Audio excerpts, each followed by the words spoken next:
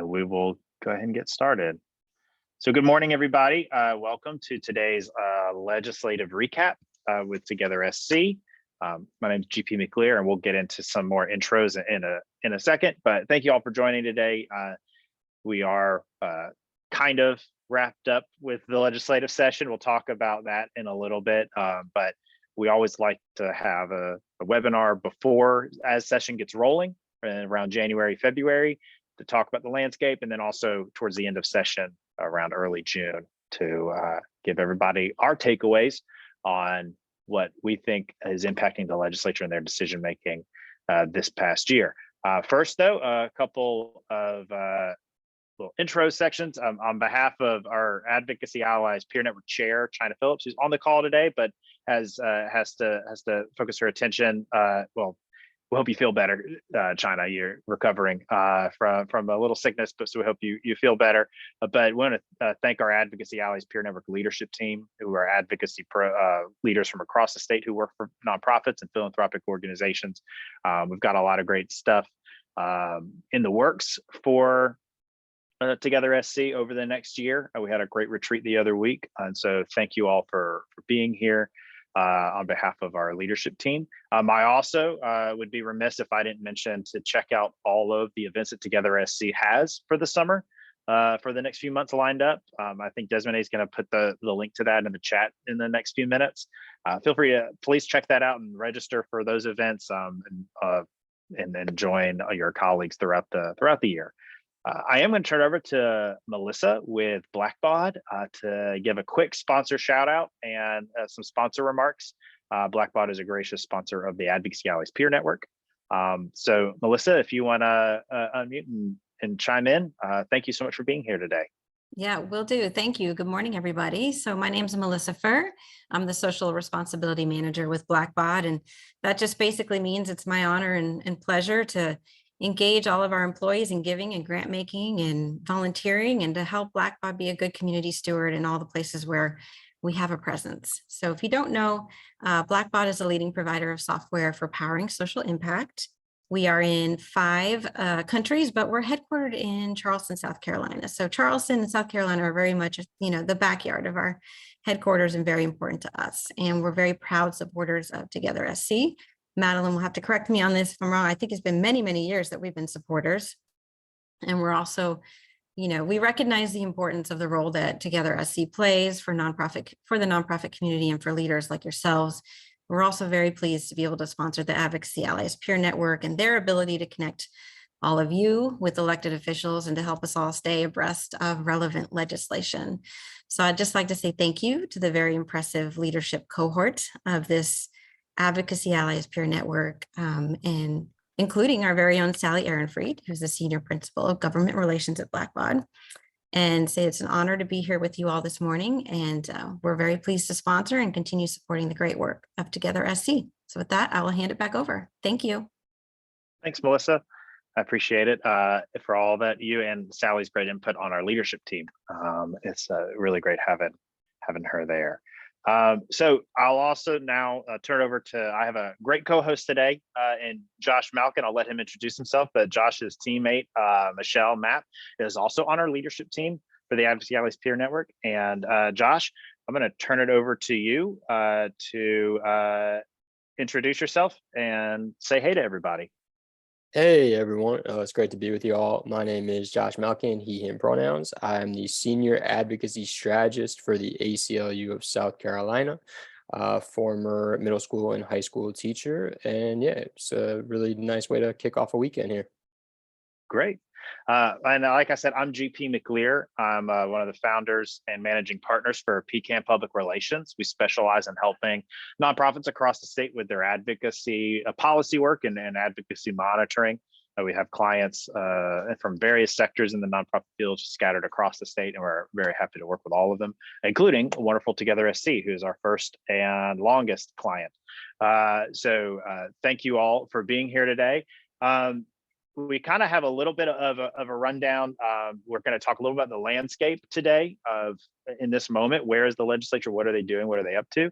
We're going to move into a couple, for those who are on our preview call, you'll see sort of a new trend in our updates of focusing on themes. So we've got three big themes, three big takeaways from this year's session that Josh and I are going to run through after we get through the landscape. And then we're going to touch on a couple bills that moved that a lot of our members were involved in one way or another, or bills that took up a lot of space on the calendar that a lot of people in the state in general paid attention to. So and then we'll open the floor up to hear your takeaways if you've got any bills you monitored or maybe legislative wins that you or your organization had. We'd love to hear about it. If for any questions or comments, please put those in the chat, and Josh, myself, and Desmond all together see staff will try to monitor those as best we can and get them answered either in real time or at the end of each sort of segment. So thank you all again for being here today. First, we're going to talk about the landscape today. So it is Friday, June 2nd, and we've had an interesting end to the legislative session, one that we haven't seen in about 2 decades, plus or minus, since Governor David Beasley was governor. So normally, for those who read the newsletter, hopefully this will make sense. If you don't get the Speaking Together newsletter, I encourage you to sign up for it on Together C's website, because we walked through this the other day. Normally, the legislature adjourns what's called sine die, and they have to adjourn by law the second Thursday of May at 5 p.m. That's the law. At 5, when the clock tolls 5 p.m., they have to leave. Normally, they agree on a sine die resolution, a list of things and timeframes on which they will come back during the summer, maybe, or last year they came back in November for the abortion debate. So they specified we're going to come back for only these certain things at this certain time. They didn't pass one this year, and we'll get into that. But what that did was trigger they did also not pass a budget. So they didn't have a sine die resolution nor a budget. The one thing by law they're required to pass every year really is a budget, and so they have to come back. So they had to kind of do some backroom maneuvering to get a special session called. Josh, do you want to talk a little bit about that? I'm putting you on the spot a little, but I'm happy to toss it to you, and then we can kind of fill in as well. Sure. Yeah. Thanks, GP. And feel free to fact check me if I'm making clearly erroneous statements here. So when they don't pass the sine die resolution, they are essentially at the discretion of the governor. So when the governor issued his memorandum or a special statement kind of outlining his vision for what this special session would look like, he did list a few of his priorities. So, amongst them, abortion, bond reform, fentanyl, and felons in possession of firearms. But they can also, while they're in, they can take up anything they want. So for those of us who spent time at the State House, it is a fairly daunting time as we kind of await to see what comes down the pipeline. Yeah, they still the budget's also on that list of things that they need to pass, or the governor would like to see them pass. We all would. But I think what's interesting for folks on this call, a lot of y'all may know that you've seen it in your newsletters or something. But what's interesting to this is why this happened. This is uncommon. The special session is something that the governor has the authority to call back the legislature, but when they are not in session, he's the only one that has that authority unless both chambers agree. And so why didn't they just pass a resolution to come back like they normally do every year? Two reasons. One is, first, they would have to pass a sine die resolution, and then that resolution has to have an agreement on what they want to debate. There are a lot of things that different chambers did not want to debate, or abortion being a big one that would have a lot of debate on whether or not that gets into the resolution. Bond reform has 2 different versions of it, and Josh is going to talk a little bit more about that, I think, a little bit later. And so, but the other big one was the Comptroller General. So if you guys remember, a couple weeks ago or a month or 2 ago now, Doug Ekstrom was our state's Comptroller General. He disclosed a $3.5 billion accounting error, that they had overstated revenues by $3.5 billion. It's not the document that they use for, this gets really into, if you're an accounting nerd, hey, bless you, thank you for your service. But also you can fact check me like Josh did it as well. But it's not the statement that is the actual cash in the bank. So while it's kind of a paper error, it's a pretty glaring error for the state's lead person. So after some back and forth, he ultimately resigned. That is a statewide elected office, but in between elections, the legislature has to appoint a replacement. The House and Senate couldn't agree on who they wanted that to be. The House wanted Kirkman Finlay, who had been ousted as a representative in the election last year. The Senate wanted Mike Shealy, a former budget director for the Senate, a longtime state employee, and they couldn't agree. And instead of forcing that conversation into a sign and die resolution, but also more importantly, should mention this debate was occurring around the weekend of May 15th, which is payday for state employees. The Comptroller General signs all of the paychecks. So without a Comptroller General in place, no one could technically get paid at the state. So the legislature had to adjourn on May 11th at 5 o'clock. By about 5:30, the governor comes out, says he's going to call for a special session. He also appoints Brian Gaines. Because the legislature had adjourned, he has the authority then to appoint. He appoints Brian Gaines, who, for those who remember CARES Act and ARPA funding, he was budget director for the Department of Administration, longtime state employee. He became Comptroller General. State employees got their paychecks. That was sort of a way for the legislature not to have to debate who gets what, who gets to be Comptroller General, but also as a way not to debate the sign and die resolution. And so that's how you get to this special session. So that was a long, convoluted story, but it's important to know that that's what was happening in the background that, that the average citizen may not be aware of, but that's why we're in this special session. Josh, did you have anything to add to that? No, happy to talk about abortion ban if we're there. Go for it. So while Sign and Die is normally a day that those of us at the State House look forward to, we were called back the following Tuesday. So the House and the Senate had kind of been in a stalemate when it came to the abortion legislation, with the House standing behind its abortion ban at conception and the Senate standing behind its abortion ban starting at 6 weeks. The House came back first to take up the Senate's bill, and they were able to rally the votes for a 6-week ban with some amendments, and they passed that out. And then the Senate came back the next week to adopt the House's amended version of the bill, and the Senate had the votes to pass that bill. So the abortion debate in the legislature is now over, with the Senate's 6-week ban taking the day with a few amendments from the House. And I think it's important to note that, just because we all know the abortion debate has taken up a lot of space on political bandwidth, on personal bandwidth, on a lot of different bandwidths, but also in time for the legislature.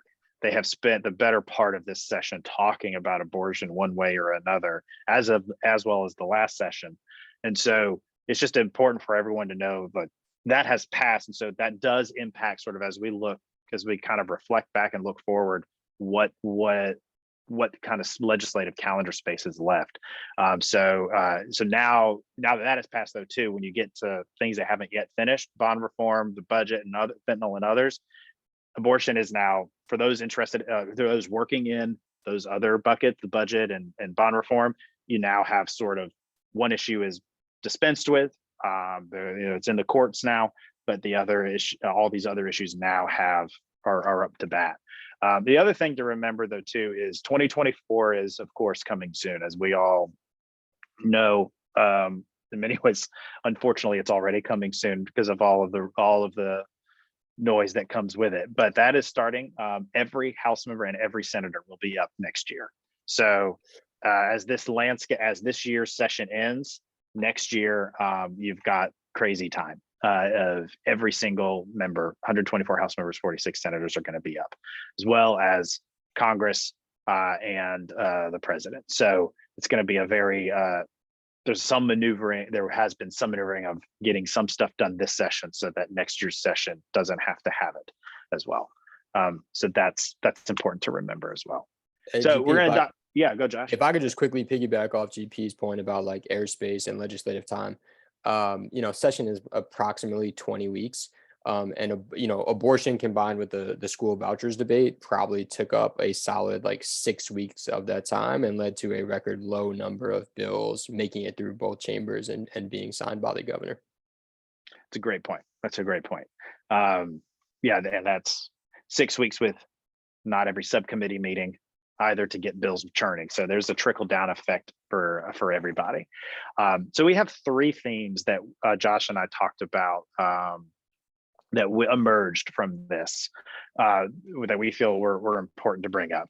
One is that advocacy is a marathon, but it's got a lot of sprints in it.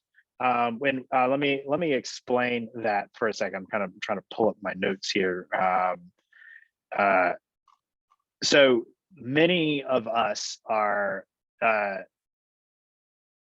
who work in this advocacy space. A lot of groups like the ACLU and increasingly Together SC's making an investment in advocacy have built time and energy in putting together their advocacy infrastructure, and that takes a lot of time to do, and that in itself is a marathon. Additionally, bills themselves sometimes take a very long path to actual debate or passage. You've got to have the issue. Sometimes it's a campaign issue that morphs into a bill that's pre-filed, but then has to find a way into a subcommittee and get a hearing, and then a committee, and then debated, and then you got to go to the other chamber and do it all over again. So there's advocacy itself is a marathon, and this session sort of exemplified that. As Josh said, two of these issues in particular took up 6 weeks total out of 20 weeks. That's a long time to pay attention to every single legislator really at times, and keep your vote counts and know who to talk to. But there's also within those a lot of sprints. There are times when you've got to be ready to take action very quickly, that things change on a dime, somebody's mind changes, or somebody says, hey, if I need help on this bill, can you help me out on the other bill? Stuff like that it's always in motion. Government can move a lot slower than you'd like at times, but it also can move very fast. Josh, your group has had a lot of work this session. I know you probably do have an example or two that I'd love for you to kind of highlight as for this. Yeah, so the by rules, the chambers only need to give you 24-hour notice of a hearing. So we try to keep our partners informed on the bills that they're interested in. So we, to let folks know, like, hey, this is happening 18 hours from now, always feels, tricky. And I wish we could give folks more heads up, but alas, that rule exists. And to this point, I just think like we closely follow the classroom censorship bill, and just like the wind changes every day in that building. So one day we'll hear, oh, we don't think the Senate's going to take it up, and then the next day the Senate takes it up. And so, yeah, to GP's point, you just need to be like, we need to be constantly watching, because, oftentimes we get very little notice, and it's often contrary to previous information we receive. Yeah, and this will bleed into the next one a little, but one of the themes we had at the start of the year that has still true, but is that, and this sort of is a no-brainer, but relationships matter. They matter for a different reason, maybe, or a newer reason, or a reason that is becoming more relevant. I'm not sure exactly how to phrase it, but that because these winds change every day at the State House, you have to be able to have those relationships with legislators. That is becoming really important, because sometimes the wind changes and it's at a point where you don't really have a public voice. Yes, you can apply public pressure, you can make calls, you can do emails, you can show up, but the actual action and the activity and the vote is occurring in that moment, and the only people who can speak at that time sometimes are the legislators. And so the advocacy process for organizations is a marathon. So if your organization is thinking about, how do I dive into advocacy a little bit more intentionally, it's important, I think, to think about the long game and not always either hang up your metric of success on the short term of hey, this one bill, this one time, but thinking about your advocacy work as a marathon.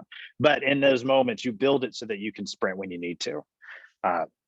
Josh, you have anything else on that one? Yeah, and just to that point, I also say, like, for me right now, like the marathon starts right now for the next legislative year. Once things get moving in that building, in my perception, there's less and less you can do to like alter the path.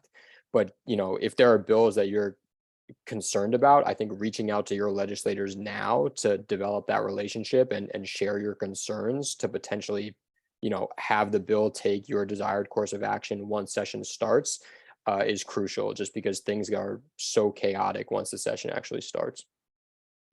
Yeah, and that gets to this next theme, which is process matters and is also a weapon for offense and defense. So this is a little bit of a carryover from earlier this session when we talked about how rules matter, and this is very similar to that. But the process is important for our organizations to not just to know the process, but to also understand sort of how it works. Because when you overlay the political landscape on the operations of the state house, that's when you get a better standing of why things happen the way they do and how to better anticipate it.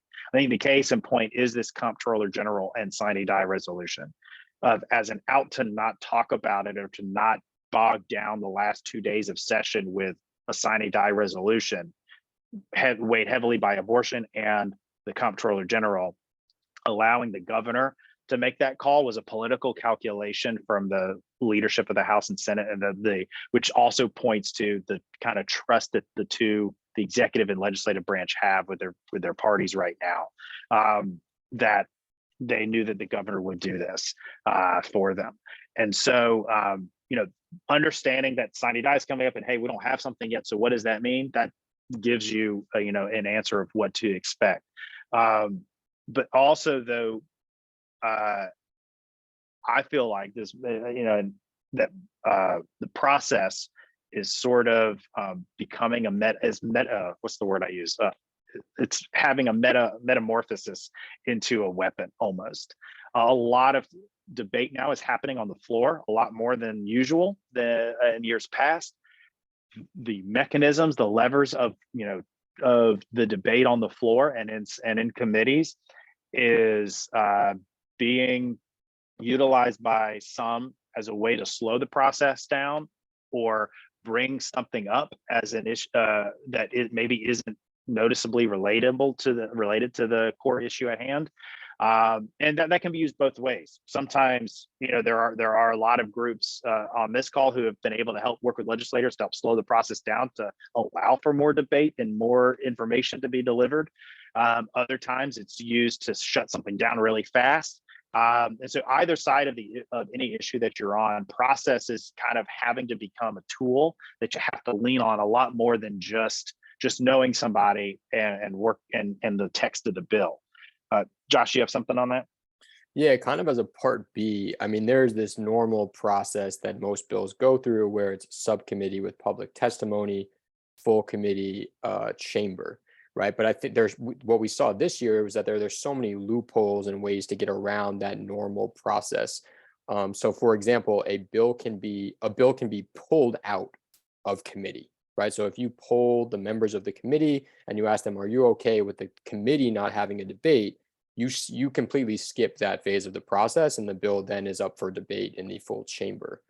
We at the ACLU frequently, tell folks what's going on, ask them to come to the State House. I normally tell folks you're going to have 3 minutes for public testimony. That's a norm and not a rule, and completely at the discretion of the chairperson. So there was one subcommittee hearing on censorship early in the process where we had, got 24 hours notice, got 25 people to the hearing. Everyone had their 3 minutes prepped, and the chairman said, you all have 1 minute to speak. So you then have 10 minutes to cut your 3 minutes down to 1 minute. And just as a final point here, there is a process by which the Senate Majority Leader can prioritize a bill, and that prioritization only represents 8 districts. And we ended up seeing that both in the final abortion debate and the censorship debate. He used that move to kind of subvert the normal process, and have bills debated with only 8 districts really being represented out of the 46. Yeah, it's it's interesting to watch the process be leveraged now instead of debate. That's sort of something I've noticed, and a lot of public. I remember Josh, your organization kind of chiming, letting people know that, hey, they've cut remarks to a minute on some of these bills, and it's hard as an organization because testifying is one of the best ways you have to actually have that audience with somebody, and so I think it's important for folks to not just know what the process is of like how a bill becomes a law, but understand the process because of overlaying the political landscape, and how can someone get their way by using the process, and it's becoming an increasing note to take. So to anybody's side. And also, this was something that came out of our Advocacy Allies leadership team meeting the other day. We were reflecting on the session, and one of our members made the comment that I thought was really great, that this legislate historically, almost pretty much forever, the legislature has been a leadership-led legislature. That at the end of the day, parties and or committees will fall behind, and the bodies themselves at the end of the day will most likely fall behind their leadership in following something. That still matters. This legislature does, especially along party lines, does tend to follow at the end of the day what the leadership that they have elected for themselves. But increasingly, there has been a little bit more chaos around that collapsing into place, you could say, and that has mattered, especially on the hot topic debates of this year at the State House. You saw segments of both of parties kind of reaching out to using the process as a tool to either raise other issues that are maybe not tangential, but to just bring them up and force a vote on something, and create a little bit of chaos. I think the House budget debate was a great example of this. If you've got some time, like a day and a half, I encourage you sort of to watch it.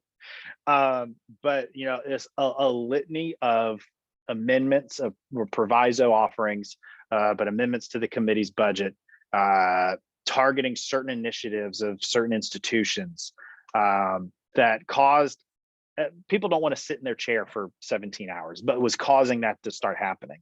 But also we're debating issues that many felt didn't belong in the budget process at that point in time.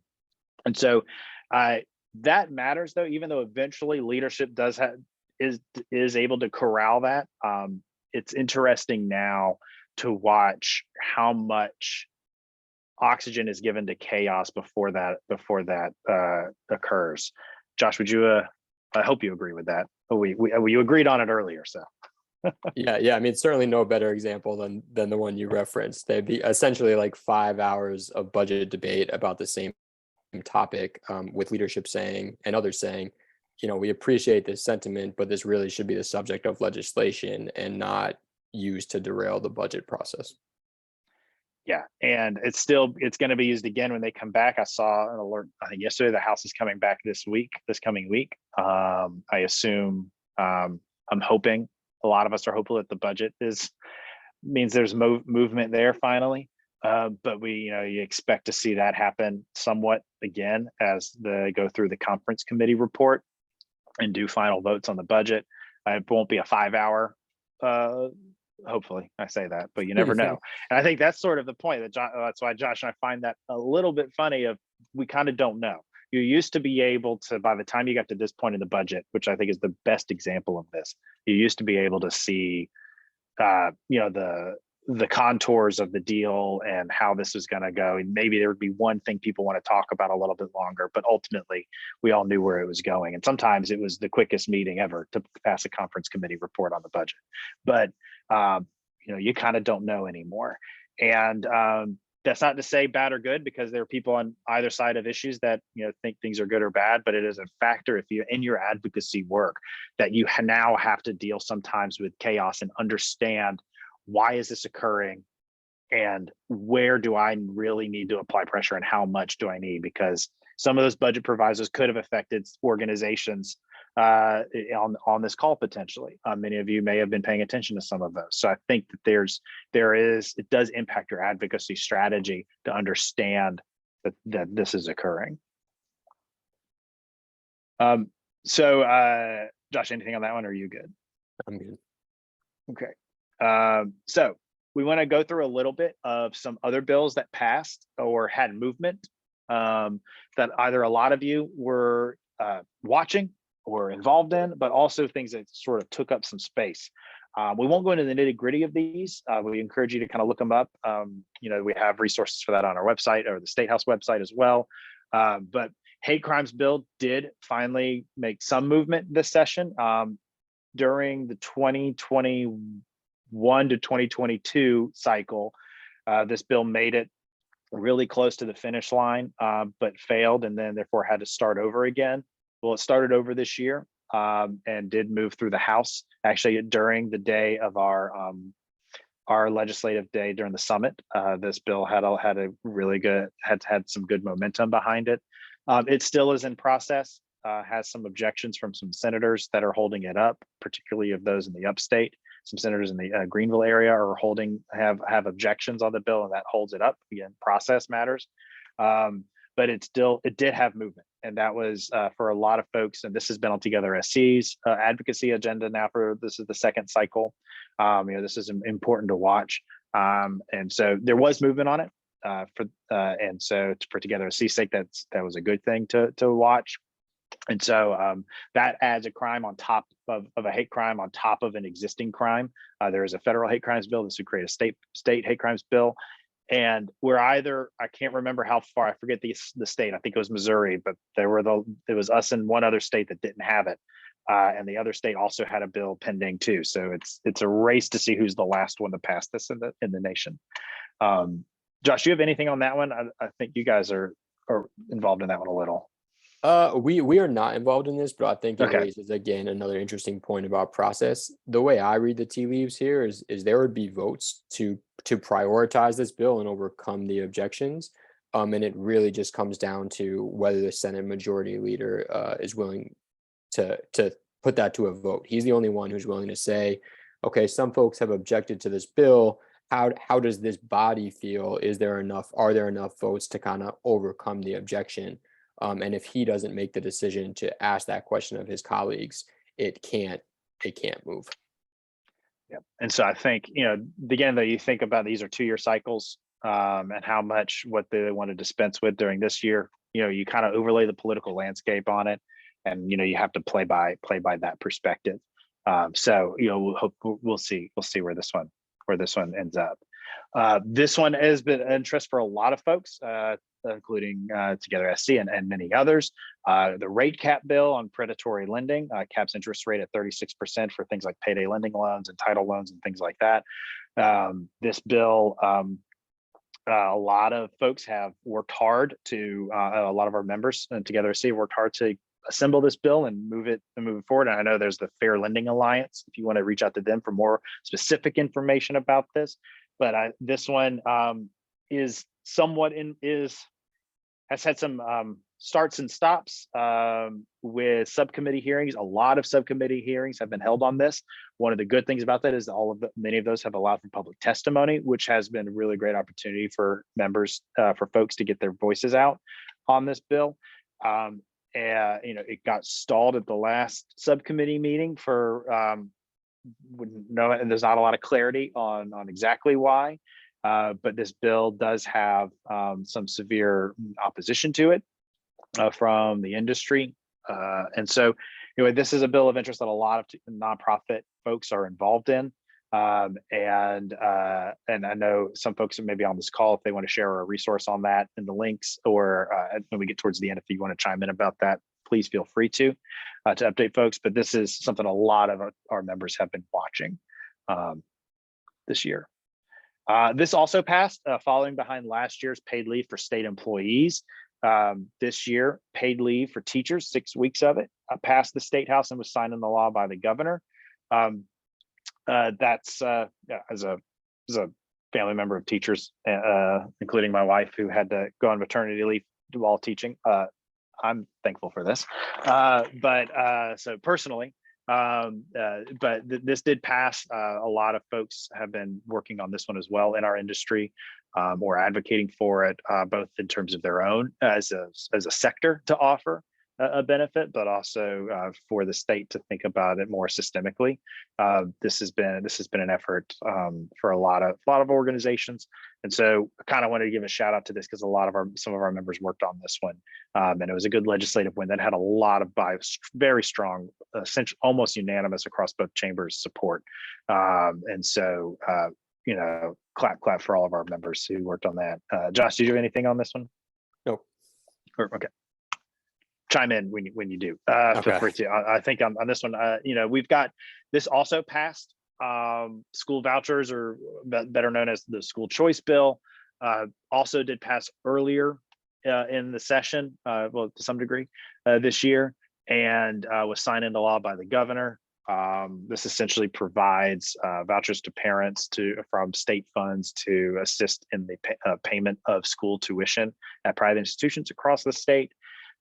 This took up a lot of oxygen in the Senate early on. That first almost 3 weeks of debate in the Senate was just this, which is a bill that they had the last session. So they had the same debate all over again on this.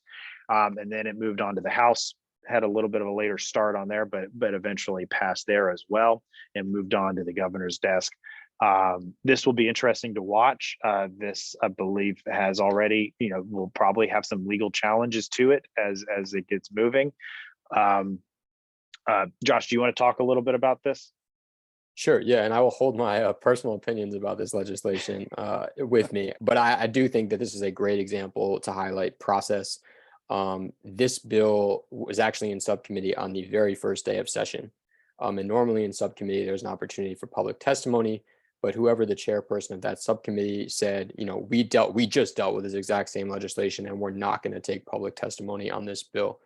So that's one. And then two, again, like GP said, this was the first 3 weeks of Senate debate was this bill. So like that in and of itself seems like an exorbitant amount of time to spend on one piece of legislation.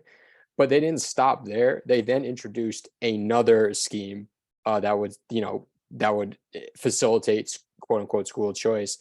And that also took a week.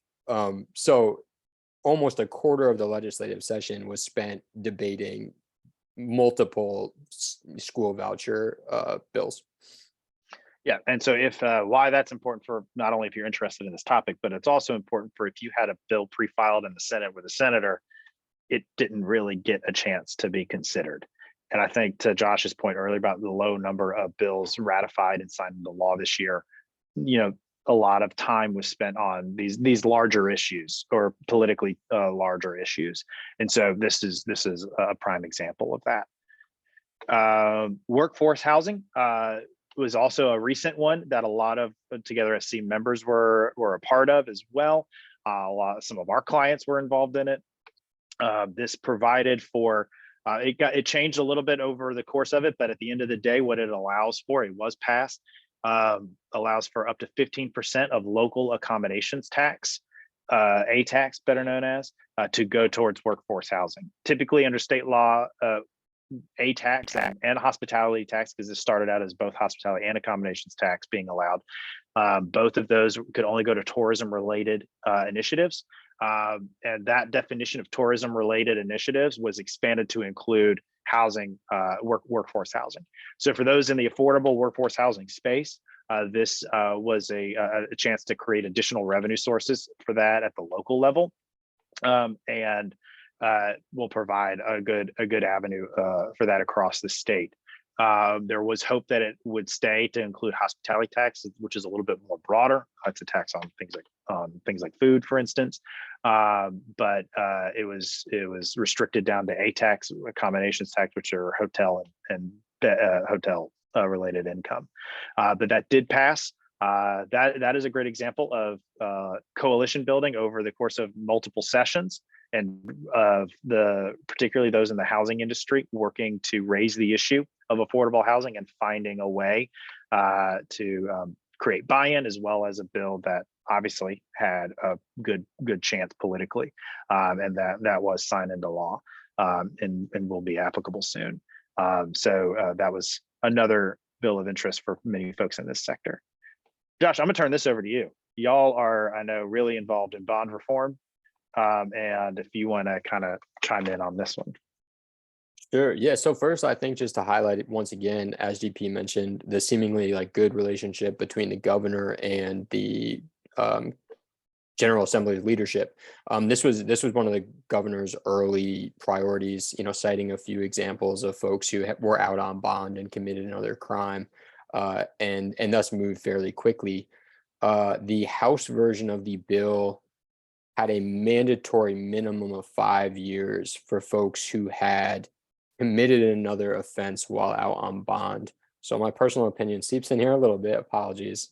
That would mean that someone who was not yet found guilty of the first offense, right? Because they're out on bond, maybe their trial hasn't happened yet, so they're still presumed innocent.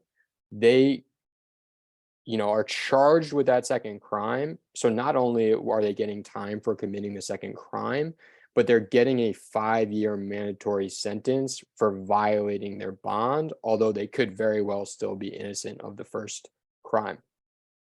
That bill then went over to the Senate, where you have far too many lawyers on both sides of the aisle to entertain language like that.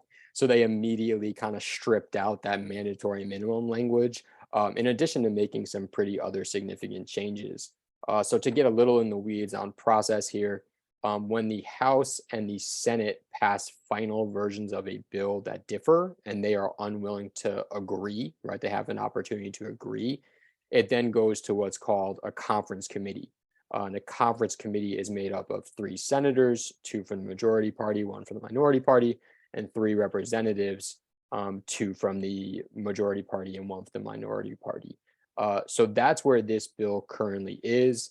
It is one of the governor's, explicitly named priorities for this summer session. So I anticipate that conference committee meeting soon. And it'll be interesting to see how the House members and the Senate members try to hammer out their differences on this legislation. Thanks, Josh. Didn't mean to advance the slide on you. Sorry, I accidentally clicked something. But all good. Yeah, no, that's it's one things he mentioned on that special session order. It's something that's gotten a lot of talk and action from both sides. So that's it's good to see both sides really work, both chambers working on something like bond reform, which I think has been talked about for a while now. So those are some bills of interest that we have noticed that take up that many of us have worked on.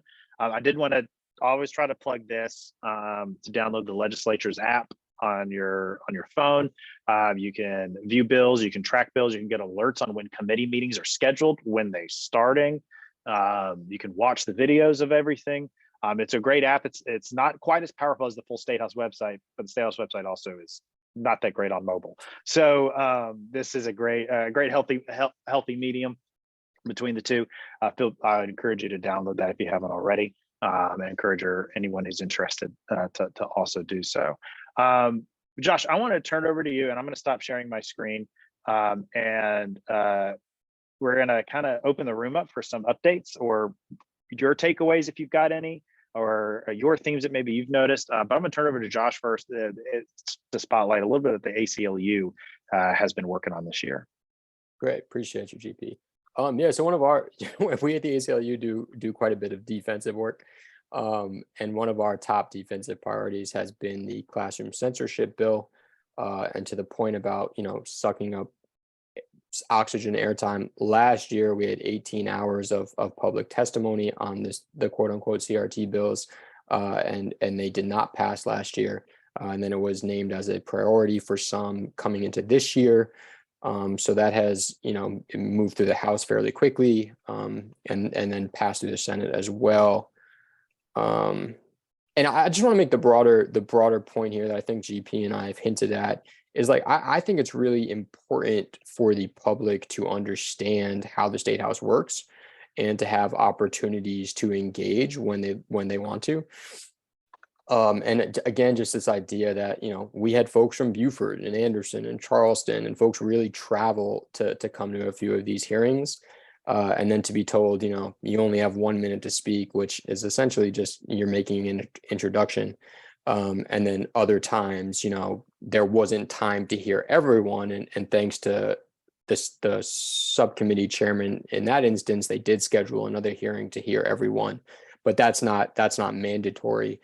So I think it's important to me that we can hold government officials to a standard that allows and encourages public involvement.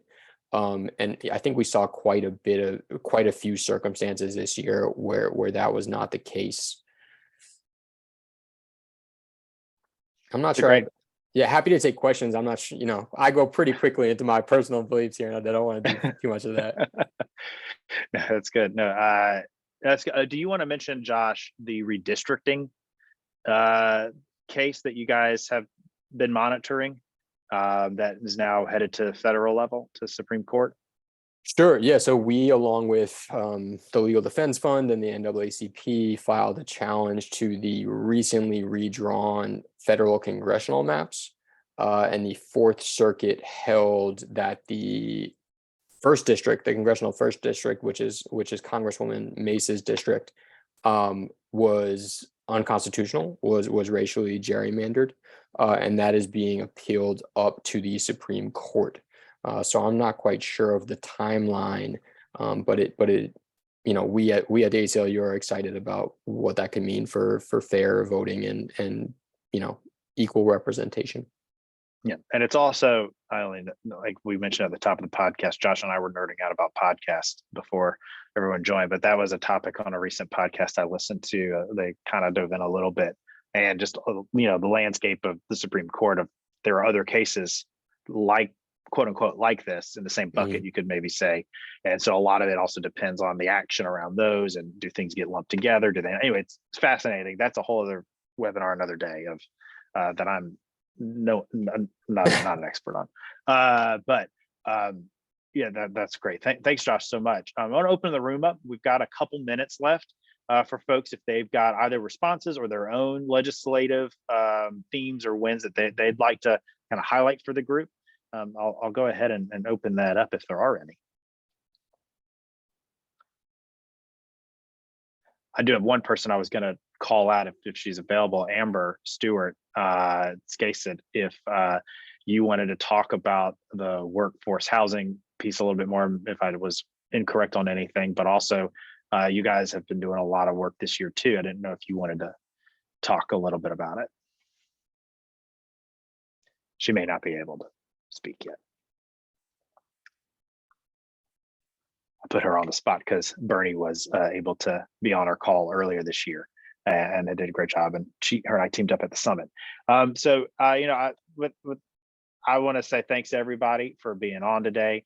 If there's no one that wants to chime in with something, I think, Josh, thank you. We've covered a lot today for folks. We hope that these themes were beneficial to you. And we'll put them out in text form a little bit at a future newsletter for you to share with folks if you'd like. We've also recorded this call in case if it's of importance to anybody on your team that you want to share it with. The session is technically not really over, as we've discussed. People will be coming in June to debate some things, including the budget. So we'll of course be monitoring that.